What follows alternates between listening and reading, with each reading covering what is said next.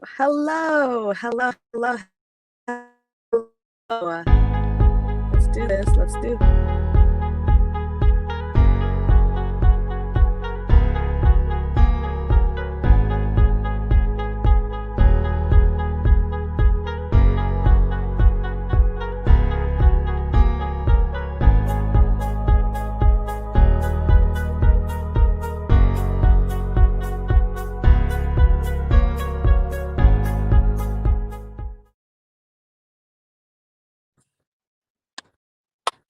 Welcome to DigeconLIVE. Okay, we're live and direct here from sunny Los Angeles, California.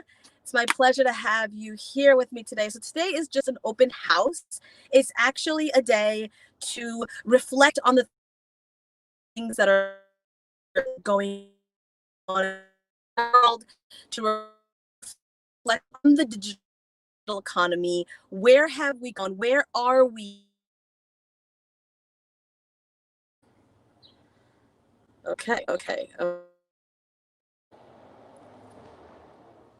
Welcome again. Welcome to DigeconLIVE. This is part of GiveOnLive.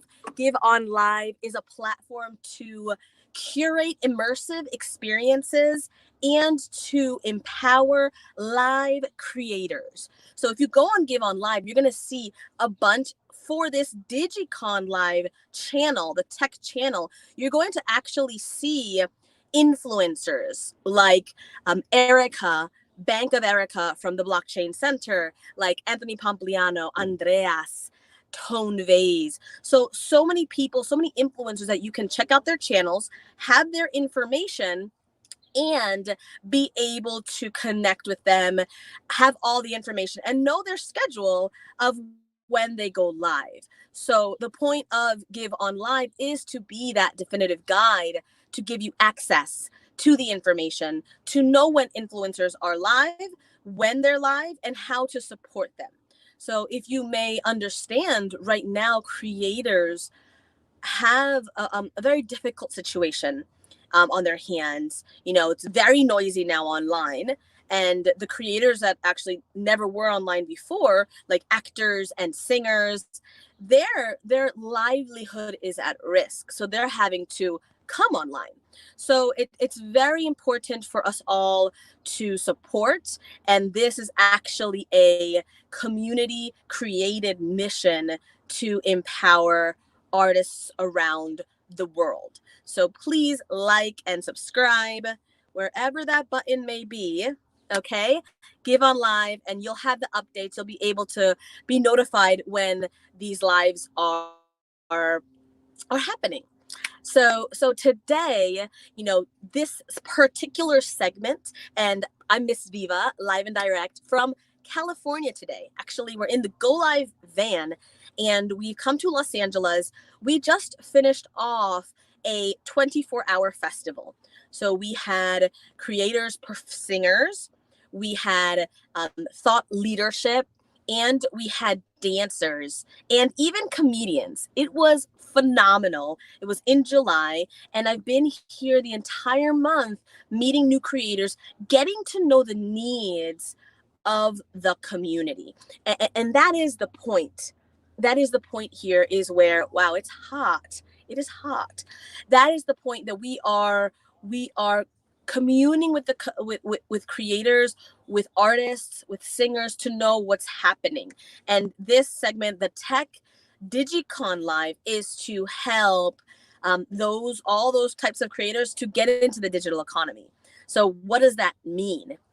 That means that would be, you know, creating YouTube channels, creating a channel on Twitch, and learning how to monetize. Okay, that's the key word here. How can you take your talent, the creation that you have, the music that's inside of you?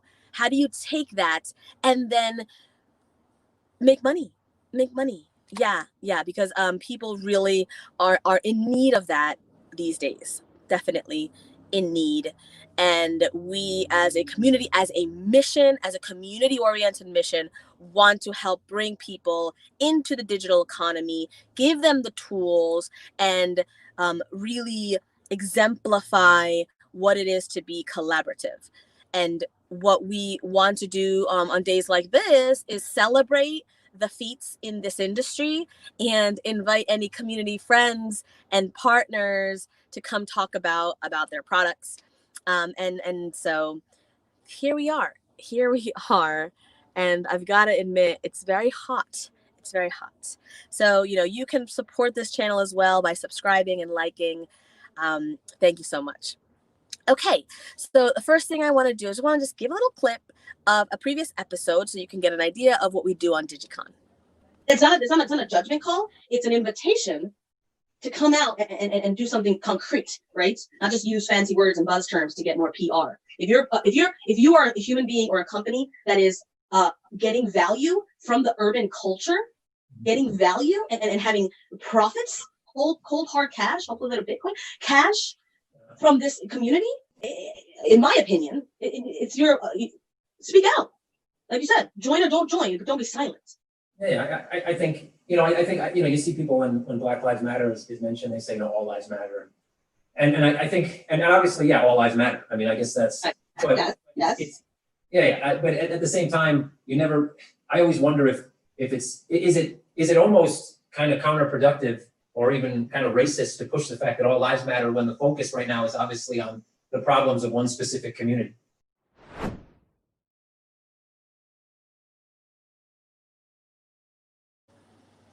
Thank you. So that was a previous episode. That was with Kevin Mirko.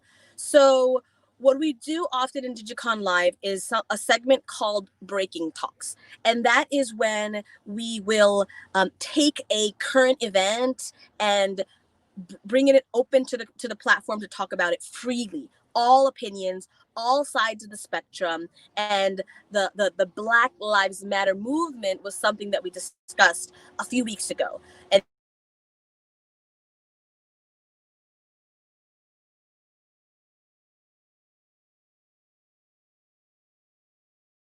major sponsor, there is no major stakeholder controlling the content on this channel.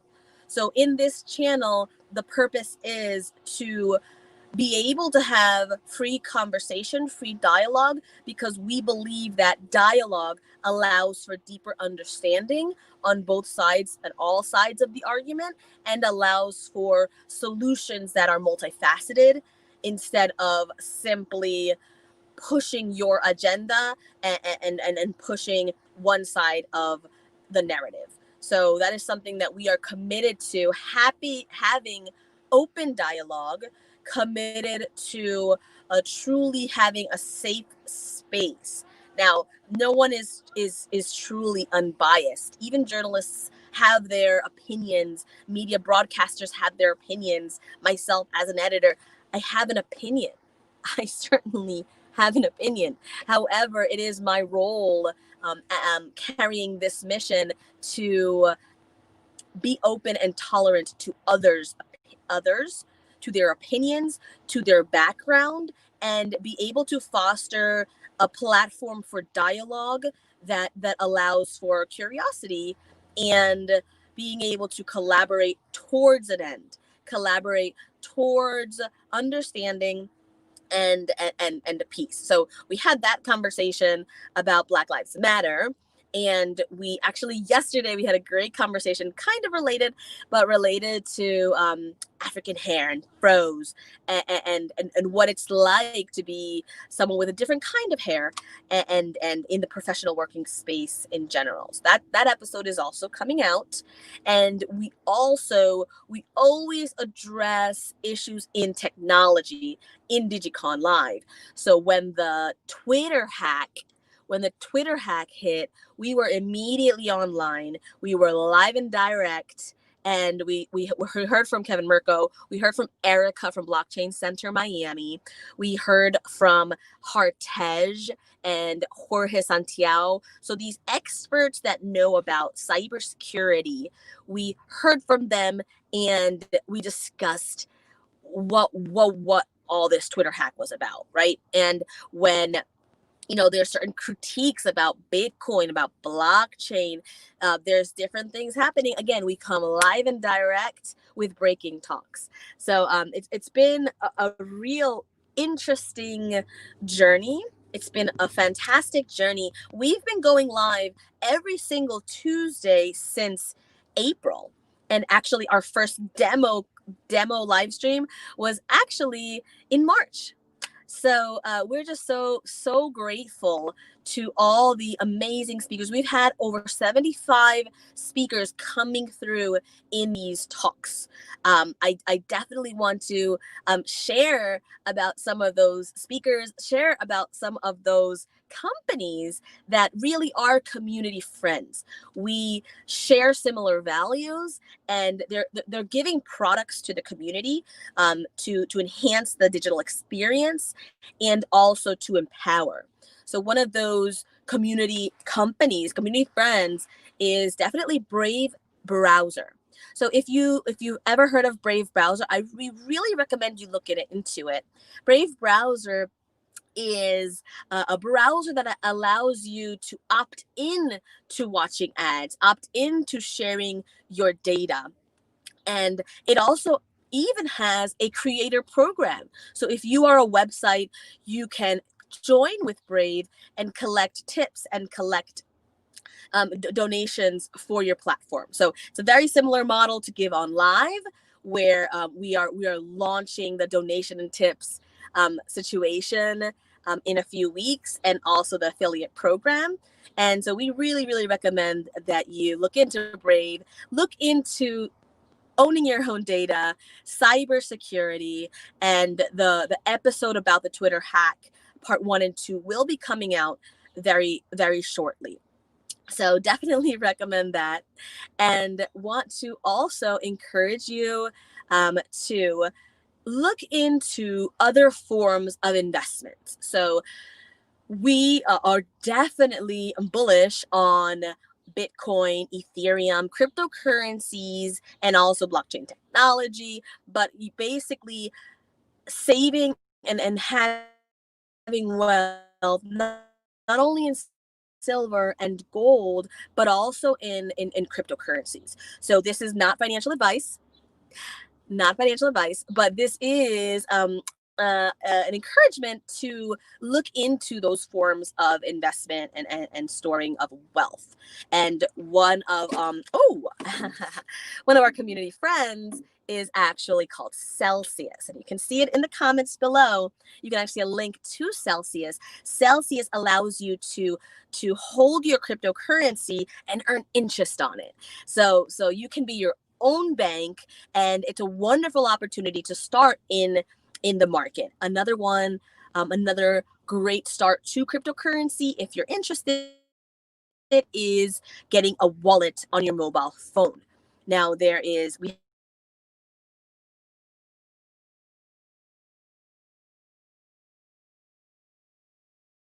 Evercoin is a fantastic wallet as well, non-custodial. Now, don't worry about these terms. You know, you're going to start learning about it step by step. But yes, these wallets, you could just start with a wallet on the phone and start buying cryptocurrencies and start trading very easily with the links that we have below. Another wonderful community friend has been WeWork Blockchain Labs, and WeWork has a virtual membership. And I'm happy to say that there's a special promotion with DigeconLIVE viewers. If you're interested in a WeWork membership, you're going to have a 2-for-1 deal here with DigeconLIVE. So I'm really so pleased that WeWork has joined this mission to empower creators and has given this special offering. I want to now welcome Miko Bits. Miko is one of our rocks. He's a mentor. He is just a fantastic human being in general. And he has his own channel, Miko Cryptos, Miko Bits, and just super happy to welcome him on the show. Welcome, Miko. Oh, thanks so much. Appreciate the shout out.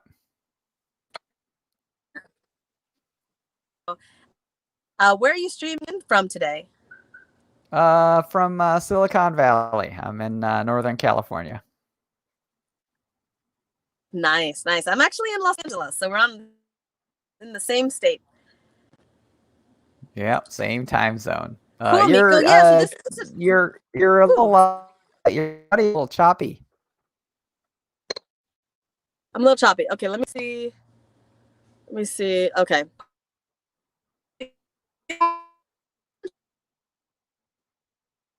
Tell us about.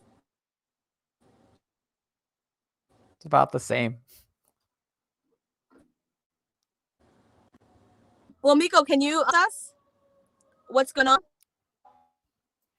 Yeah, happy to update you. One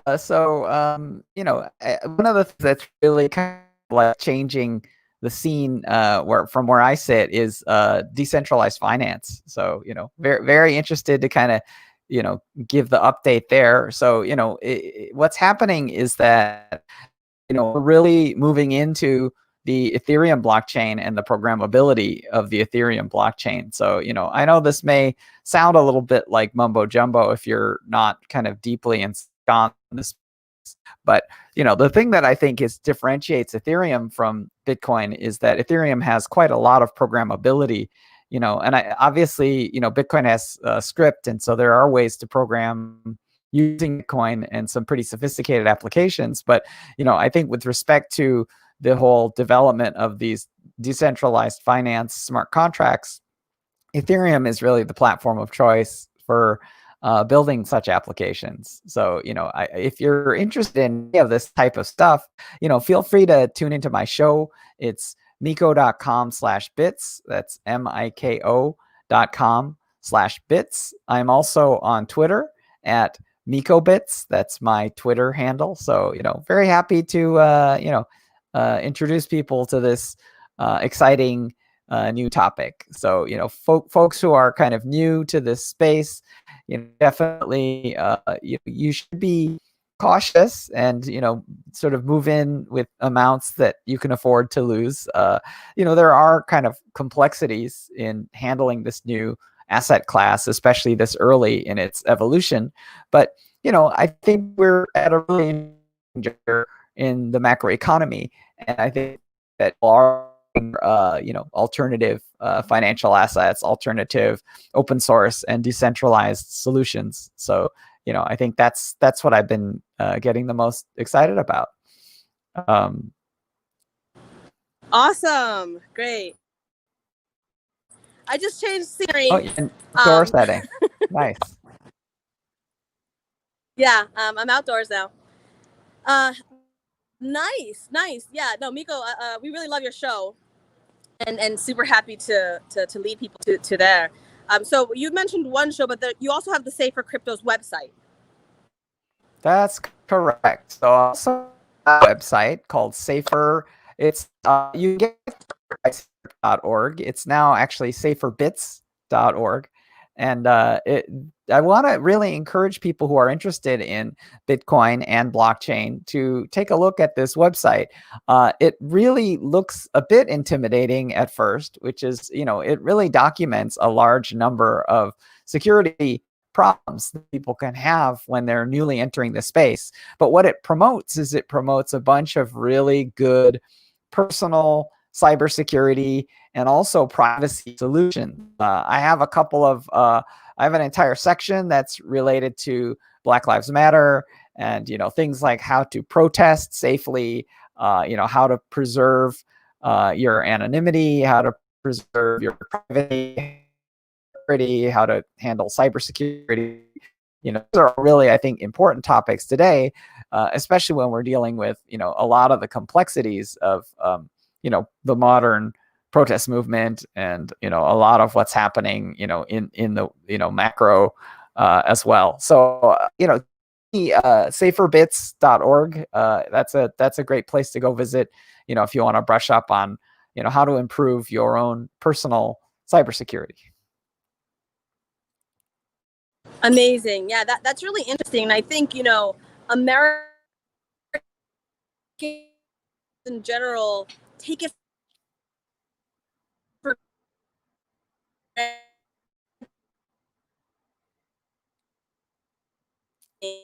Yeah, your audio is again kind of really sort of, there's some very big breaks it. I think it's hard. I'm sure it's hard for others as well. So one thing that I thought might be a worthwhile topic, since we kind of like dipped into this theme of sort of social change and the pursuit of things like equal justice, is kind of reflecting on what we've seen recently with the Democratic National Convention. So I don't know if you've been following, but obviously we've had 4 nights of Democratic National Convention. I think that's been a really interesting experience, watching sort of the unification of the Democratic Party, both the progressive wing as well as the more moderate wing.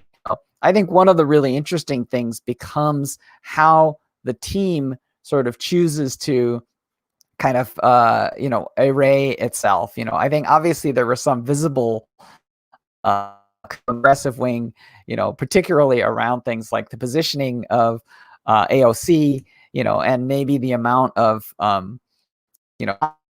allocated. And obviously, people really were confused about her speech, right? Because she had, she was actually seconding the nomination of Bernie Sanders, which is almost like a bit honorary position in, to just reflect her position in the progressive wing. But I think the thing that's really interesting about it is that I think people misunderstood that as a general platform speech by AOC.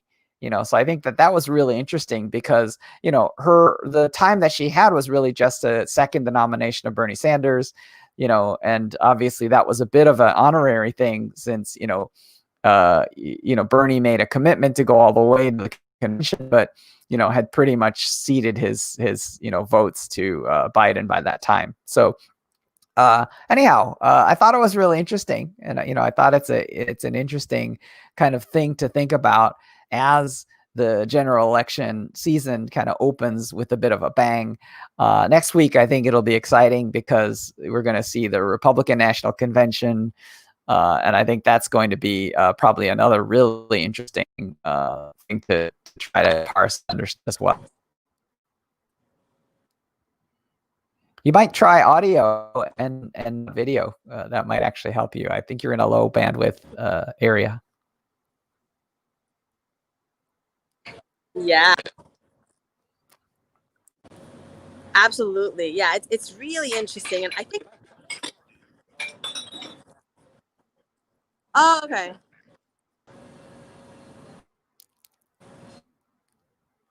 Can you hear me now, Miko? Yeah, your audio's fine. I think video's probably too much for where you are. Miko, let's stay with audio. Yeah, interesting. I didn't catch the AOC speech. I did catch the Obama speech, which was hilarious. But I do have so many opinions for AOC, like love for her, and but also, oh man, I just a lot of times I see a lot of fire and a lot of response and emotions from her, which is interesting. I do think that she has to stand up for herself. I love when she did stand up for herself and being called a derogatory term, all these things. But sometimes I'm hoping for more focus from her, I guess, in some sense. Yeah, I mean, I think from my side, one of the things that I think is actually really important is that what we're actually seeing when we look at something like the Democratic National Convention is we're actually seeing a team, right? I think that's the thing that I think is important for people to understand, right?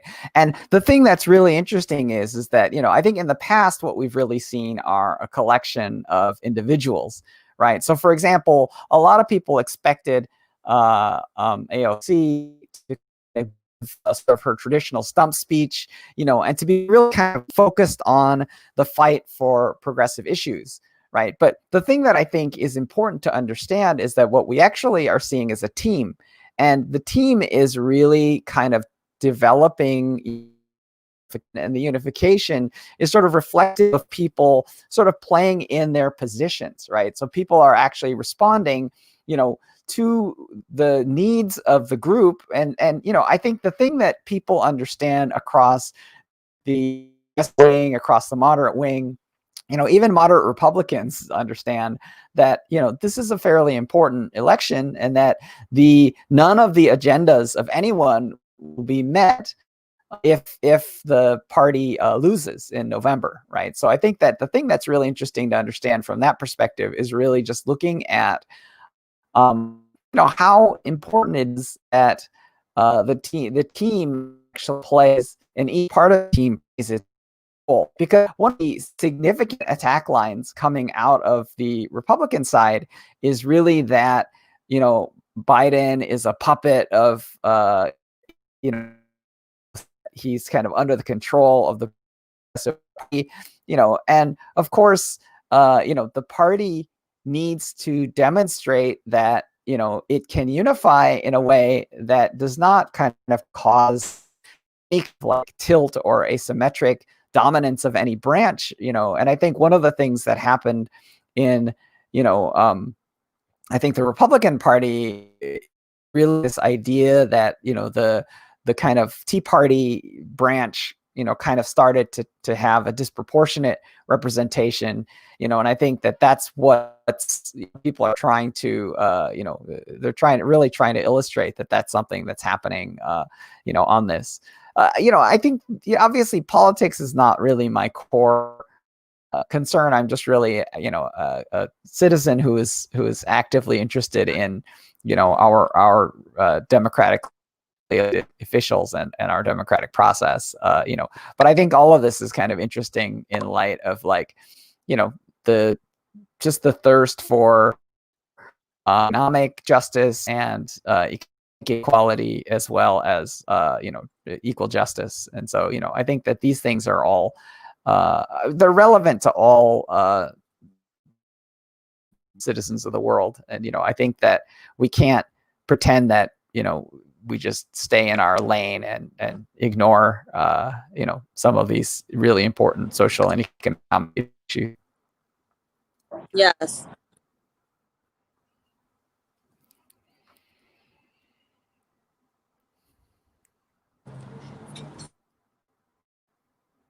So what's what's happening, and what do you think is important for the audience to understand?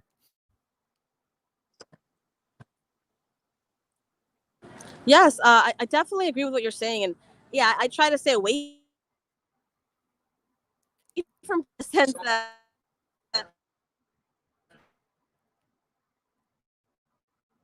yeah. Yeah, I mean, with respect to kind of the political elements, like, I think what I'm trying to do with my statements is to really remain as you were just saying.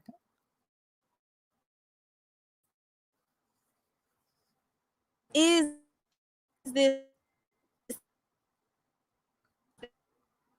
is the,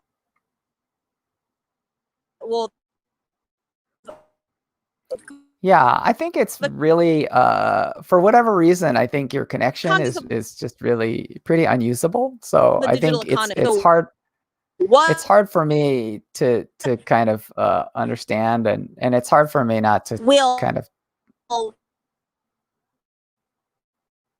I think you've managed to disconnect. So, I think that the gist of what I think I understood there is that, I think it's important to talk about, obviously it's DigeCon show. So it's important to talk about the digital economy, the emergence of digital assets, and kind of this macro. So I think that obviously the political element is part of the broader picture, but it's also important to kind of understand what's happening, across the economic sphere.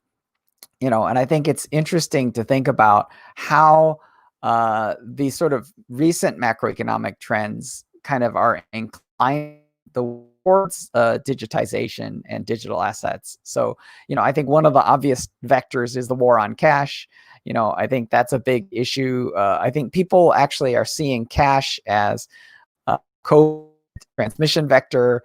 Obviously, there's a lot less person-to-person commerce, and there's a lot more electronic commerce. So this is, I think, very important. And even as people do peer-to-peer payment, do increasingly peer-to-peer electronic payments. And we're starting to see that reflected in services like Cash App from Square. And we're starting to see, some really great developments of this new form of banking called neobanking. So I think one of the things that's exciting about the emergence of this digital economy is that we're seeing more and more large fintech companies, initially Square, but now we're hearing that PayPal is getting involved in digital assets. We're starting to hear about Visa, MasterCard, and it's starting to move towards a much more mainstream context. I think the other thing that kind of recently broke in the news is this idea that the European Union is going to provide more regulatory clarity to blockchain-based cryptographic assets. I think that's actually quite good. And I think that it's exciting to hear about kind of these new developments. Is extremely important. And I think for the digital asset space, it's great. So I see Ardell in the chat. So it's great to see folks kind of joining the chat. And if you have any questions or comments, please feel free to poke them into the chat. And we're happy to kind of have that discussion here live on this show. So with respect to this macro economy, one of the things that's happening is that we're seeing an unusual phenomenon. And the phenomenon is that someone said to me, hey, stocks are going up, gold is going up, Bitcoin is going up. Like, how can everything be going up? So people are very kind of confused about this. And I think that the thing that's really important to understand is that it's like you're measuring objects with a ruler that's getting smaller, right? So it's actually that the US dollar is actually being positioned for inflation. And I think the markets are responding to the words of the Federal Reserve Bank, which relate towards moving to the inflationary posture. So I think that's very important. Yeah, I can see that Ardell has chatted about, working on cryptocurrency mining. So that's a fascinating space. Obviously, mining is kind of the pillar of proof of work consensus.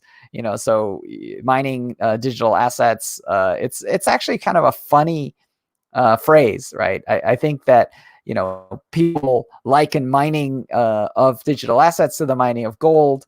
And I think the thing that happens with digital assets like Bitcoin is that miners actually do participate in the production of newly minted Bitcoin. So I think that is something important to understand. Well, Miko, but I think that it's yes. Okay, I can hear you now. Yeah.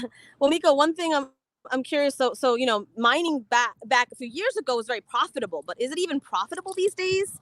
I'm just feeling, I think it's more kind of a passion and believing in the future of the industry more than it is a profitable thing for at least the small players.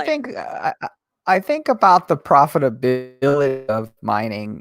It's I think ultimately what it's dependent on at the moment is it's really dependent on I guess the price of electricity. So the thing that happens with traditional cryptographic asset mining, there's two dimensions that I think are key. And one of them is sort of the price of electricity. The other one is obviously the price of the asset itself, right? So one of the things that's made Bitcoin mining more profitable lately is that the price of Bitcoin has been rising. So, miners obviously accumulate Bitcoin.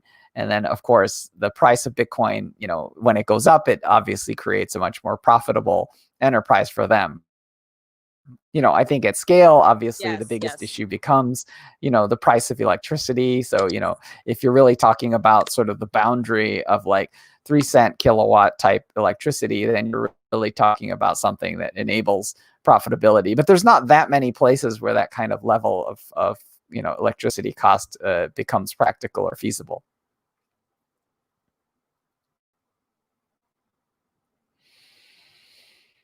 I mean, I think the thing that is increasingly happening is that the cryptographic asset space, particularly Ethereum and others, are working on things like proof of stake, and we also have some novel consensus protocols that are less electricity dependent. Things like Space Mesh or Chia are kind of more oriented towards a different kind of novel consensus, which is space-time consensus. You're seeing other novel layer one solutions like Solana, which provide additional consensus protocols. You can see a lot of these kinds of discussions happening on my show. So if you go to miko.com/bits, you can see my YouTube program, and you'll be able to see I think some insights about some of these consensus points. Fantastic. Very, very nice. Now, moving on to, because you haven't mentioned it even once, Miko, what about Evercoin? What about wallets? What about getting started with crypto and getting your first Bitcoin today? Yeah, absolutely. So, one of the things that's very important within this cryptographic space is getting started. I actually think that if you're absolutely brand raw new to the space, that you should probably consider something that's custodial and, very user friendly, like a Cash App. So I think that, I'm a fan of what they've been able to do, so you can get exposure to the Bitcoin cryptographic asset. Obviously, if you're excited about things like stocks, you can actually get access to the uplift in this space through things like GBTC, the Grayscale Bitcoin Trust. But, if you want to get more sophisticated and you actually want to having custody over your own cryptographic assets, over your Bitcoin, over your Ether, please take a look at Evercoin. You can get a view at evercoin.com. It's a mobile wallet, and, it's the most secure mobile wallet and exchange because we have a non-custodial backup system that allows you to recover, from situations where you feel like you've lost your keys. And we also have hardware cold storage that's brought to you by YubiKey. So, folks that have a YubiKey, they can actually get a really nice free Bitcoin wallet just by downloading the Evercoin app onto their Android or iOS device. So, that's something I would encourage. One of the key things we'd like to emphasize on saferbits.org is that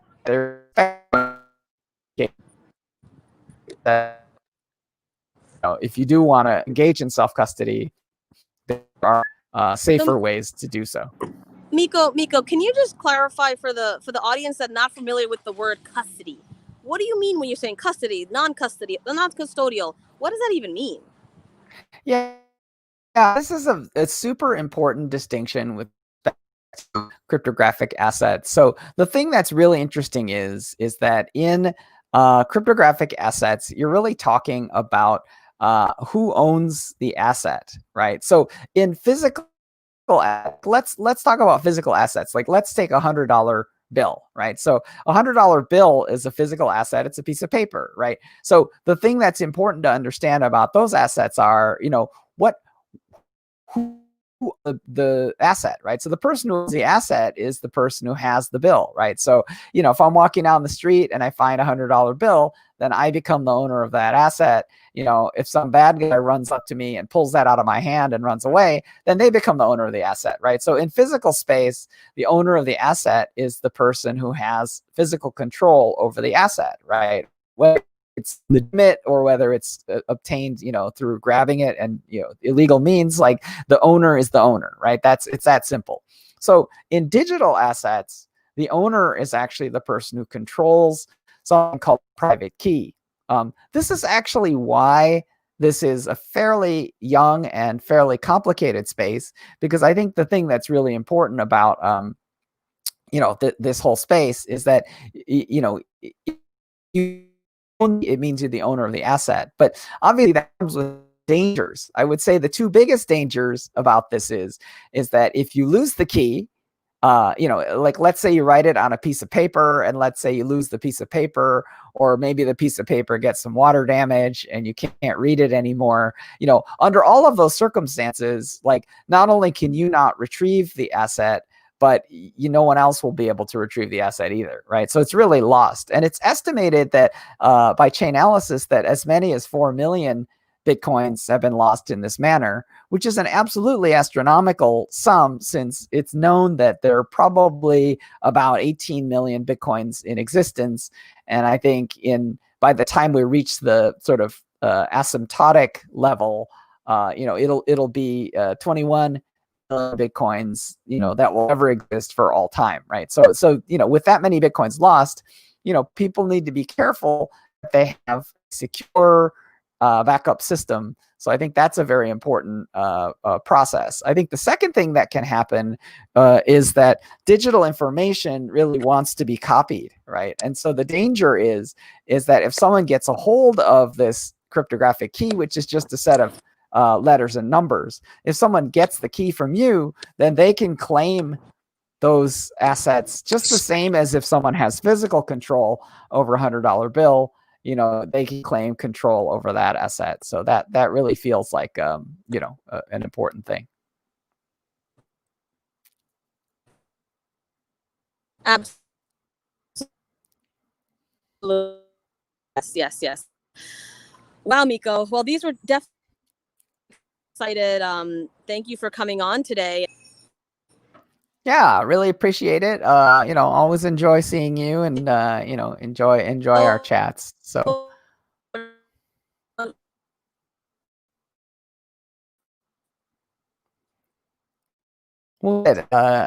think it's a good time to sign off, and I think I'll do that here. Can't really hear much coming from your side, so I'll say so long here. Thank you.